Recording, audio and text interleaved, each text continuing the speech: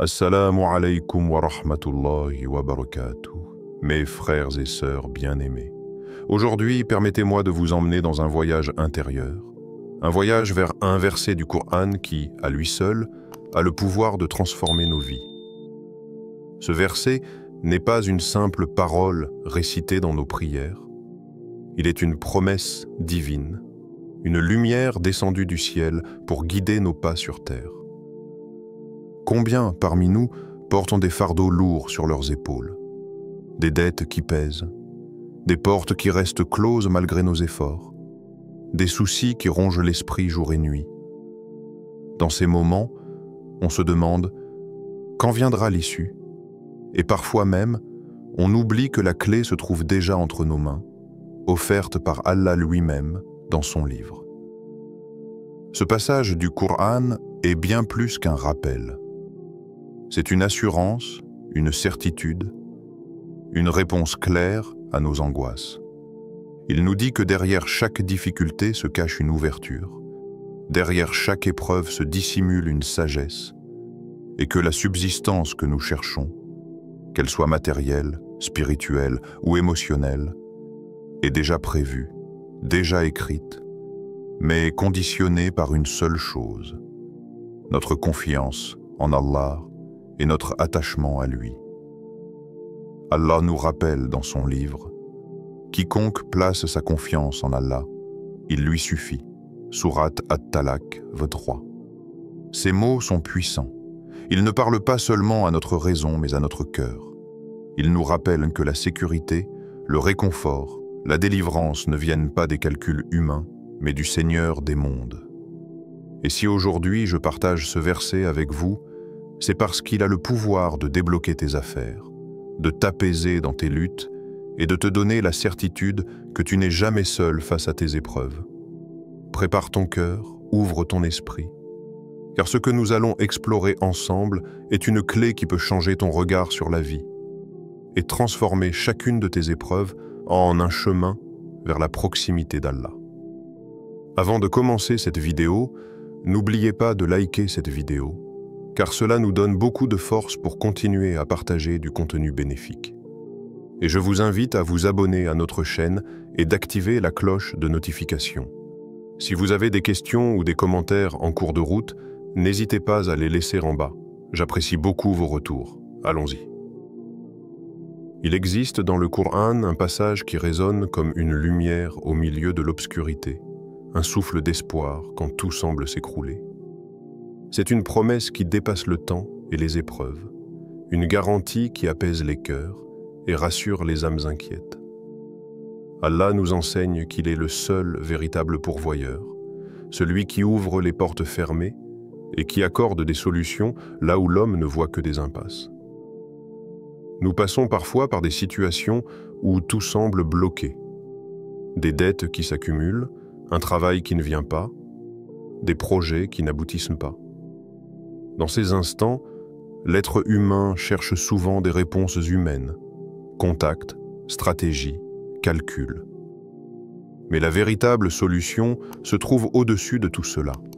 Elle réside dans l'abandon confiant entre les mains d'Allah. Car lui seul connaît les chemins invisibles, lui seul peut faire venir la subsistance de là où l'on ne l'attend pas. Le Coran nous rappelle avec force « Et quiconque craint Allah, il lui donnera une issue et lui accordera sa subsistance par des moyens qu'il n'imaginait même pas. » Sourate At-Talaq, 22-3. Ce verset n'est pas qu'un texte à réciter, il est une clé à vivre.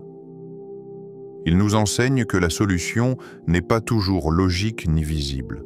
Parfois, l'aide d'Allah descend sous une forme imprévisible, un coup de fil inattendu, une rencontre qui change tout, une opportunité qui s'ouvre sans que tu l'aies provoquée. Et quand cela arrive, on comprend que ce n'est pas le fruit du hasard, mais la manifestation de la promesse divine.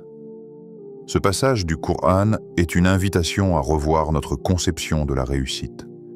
Elle ne dépend pas seulement de nos calculs ou de nos efforts visibles, mais de la sincérité avec laquelle nous plaçons notre confiance en Allah. Lorsque la foi remplit le cœur, l'anxiété s'efface. Car le croyant sait que derrière chaque blocage se cache une ouverture prévue par le Seigneur des mondes. Imagine la scène. Un homme, le cœur lourd, les yeux pleins de larmes. Son fils, sa seule source de réconfort et de revenus, a été capturé par l'ennemi. La maison est plongée dans le silence, un vide insupportable. Chaque jour qui passe est une douleur supplémentaire. Cet homme, c'est Aouf ibn Malik, compagnon du prophète. Accablé, il ne sait plus vers qui se tourner. Son fils n'est pas seulement son enfant, il est aussi son soutien, celui qui l'aide à vivre. Sans lui, la vie semble s'effondrer. Alors, poussé par le désespoir, Aouf se rend auprès du messager d'Allah, espérant une solution, une stratégie, un plan pour sauver son fils. Mais ce qu'il reçoit n'est pas une tactique militaire, ni un calcul humain. Le prophète lui donne quelque chose de bien plus puissant, une clé spirituelle. Il l'invite à patienter, à tourner son cœur vers Allah, et à répéter cette formule profonde.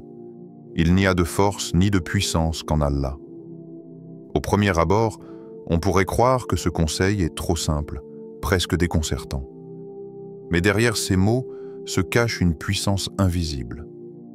Aouf s'y accroche avec sincérité, jour après jour. Et puis, un miracle se produit. Son fils Malik revient sain et sauf, échappé des mains de ses ravisseurs. Comme si Allah avait fait oublier sa présence à ses ennemis. Non seulement l'enfant est revenu, mais Allah a voulu ajouter une bénédiction immense. Il est rentré avec un grand troupeau de moutons, un bien-être matériel inattendu qui vient soulager toute la famille. Voilà ce que signifie placer sa confiance en Allah. Ce que l'homme croyait perdu devient source de richesse et de joie. Allah nous rappelle dans le Coran, « Quiconque place sa confiance en Allah, il lui suffit. » Allah atteint toujours son dessein. Sourate At-Talaq, vote 3. Cette histoire n'est pas un conte lointain, c'est une leçon vivante. Elle nous enseigne que lorsque nous cessons de tout contrôler et que nous remettons sincèrement nos affaires entre les mains d'Allah, des issues inimaginables s'ouvrent devant nous. Ce qui semblait une tragédie se transforme en délivrance et l'épreuve devient une bénédiction. Quand on prononce le mot « subsistance », la plupart des esprits se dirigent aussitôt vers l'argent, les biens, le confort matériel. Pourtant, le risque qu'Allah accorde à ses serviteurs dépasse largement ce que l'on peut compter dans une bourse ou déposer dans une banque. La subsistance est une lumière subtile, une richesse qui prend 1000 formes, parfois invisible aux yeux de ceux qui ne savent pas observer.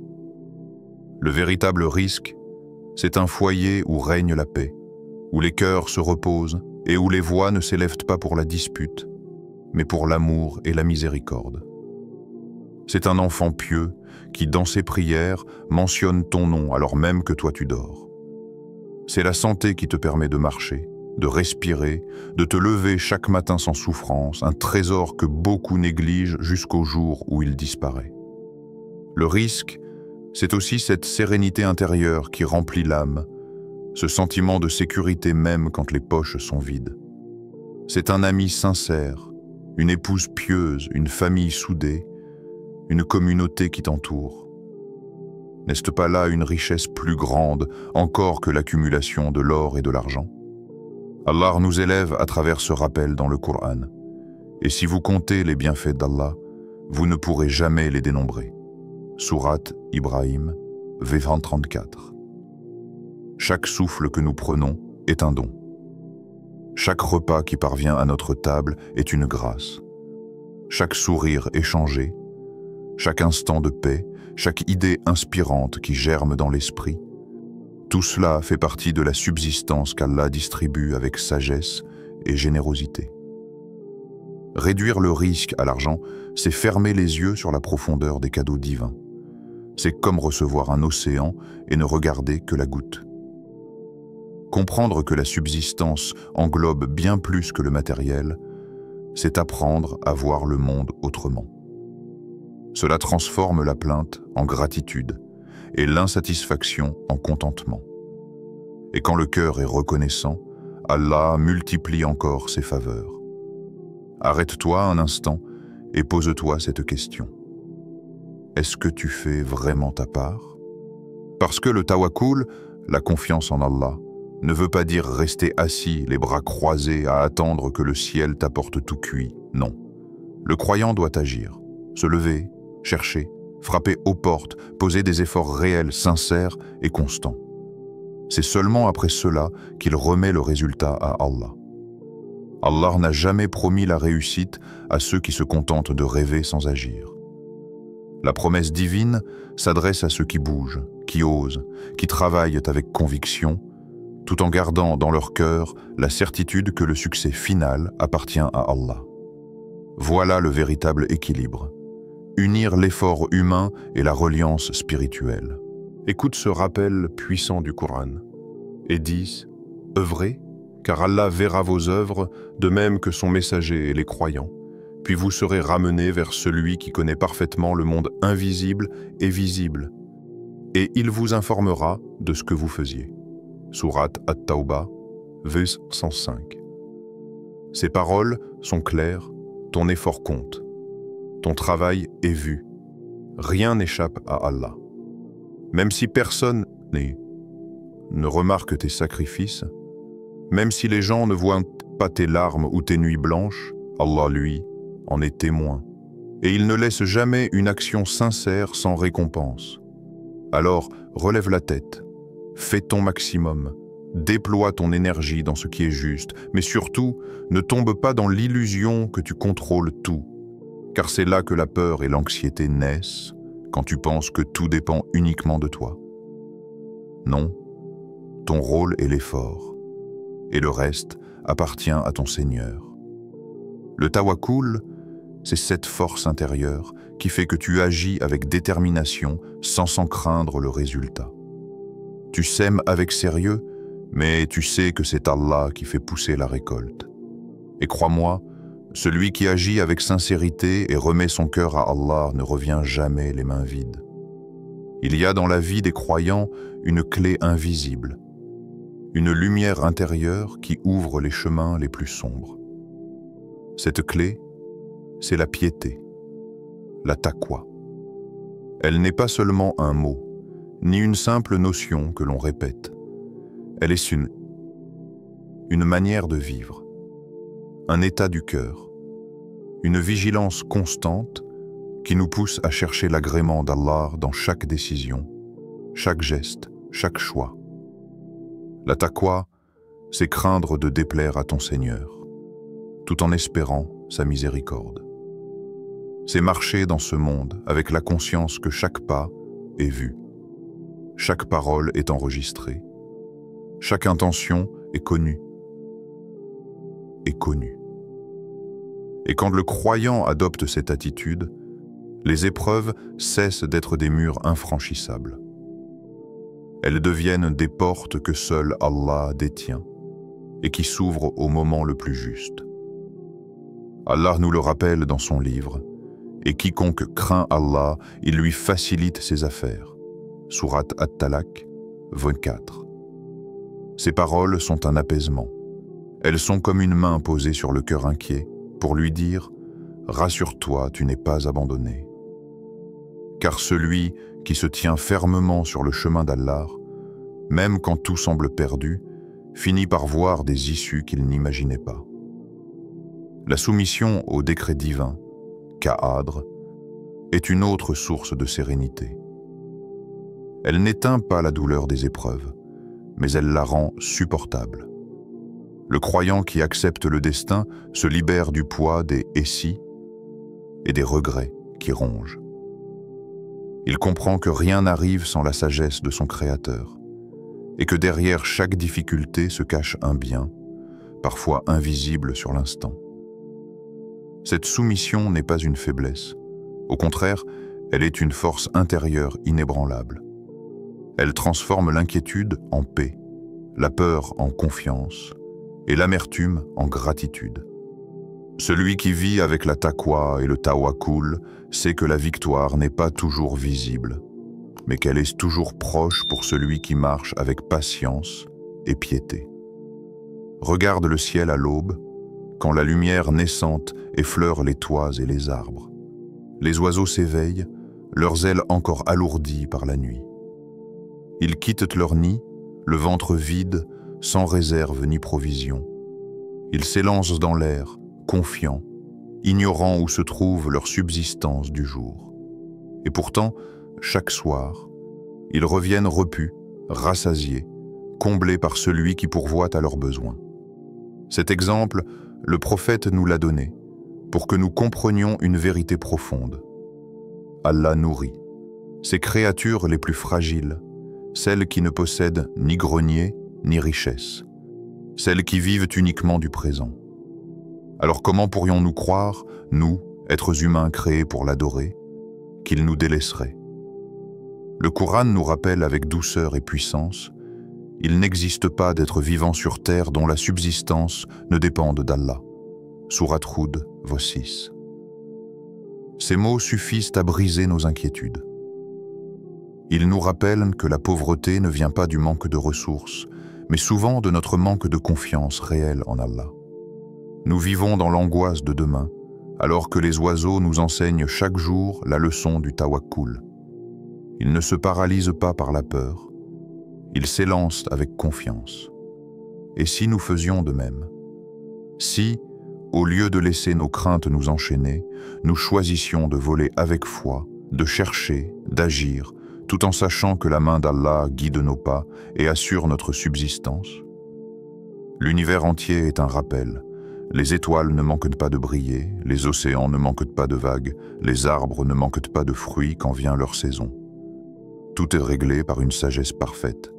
Pourquoi douterions-nous que nos besoins soient également pris en charge?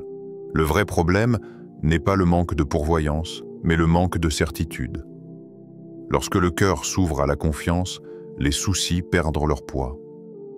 Et comme l'oiseau qui s'élance sans crainte, le croyant avance sereinement, certain que son Seigneur ne l'abandonnera jamais. Conclusion. La promesse qui apaise et élève. Mes frères et sœurs, écoutez ce rappel comme si c'était la première fois que vous l'entendiez, comme si Allah s'adressait directement à vous en cet instant précis. Et quiconque craint Allah, il lui donnera une issue et lui accordera une subsistance d'où il ne s'y attend pas. Sourate At-Talaq, verset 3. Ces mots sont plus qu'un verset. Ce sont des clés, des remèdes, une promesse éternelle. Ils ne s'adressent pas seulement aux croyants d'hier, mais à toi aujourd'hui, à ton cœur fatigué, à ton âme inquiète. Peu importe l'épreuve que tu traverses, dette, solitude, maladie, incertitude, sache que tu n'es pas oublié. Ton Seigneur a déjà écrit une sortie, une délivrance, un chemin que tu ne vois pas encore. Alors, garde la foi. Accroche-toi à la patience, même quand tes yeux pleurent, continue à agir, même quand tout semble fermé. Car Allah n'abandonne jamais celui qui place en lui sa confiance. Il ne ferme jamais une porte sans en avoir déjà ouvert une autre, plus grande, plus belle, plus juste pour toi. La vie est un champ d'épreuves, mais elle est aussi un champ de miséricorde. Et chaque fois que tu relis ce verset, laisse-le pénétrer ton cœur comme une lumière qui dissipe les ténèbres. Laisse-le devenir ton arme contre le désespoir et ton refuge contre la peur. Souviens-toi, la clé de tes affaires n'est pas dans les mains des hommes, mais dans les mains d'Allah. Tu as le devoir de faire ton effort, mais tu as aussi le droit de poser ton fardeau sur ton Seigneur. Et quand tu le fais, quand tu t'abandonnes à lui avec confiance, tu découvriras une paix que rien ni personne ne peut briser. Si cette vidéo vous a été utile, partagez-la avec vos proches et laissez un commentaire pour me dire ce que vous avez appris. Votre soutien contribue grandement à diffuser le message et à développer cette communauté. Barakallahu fikoum.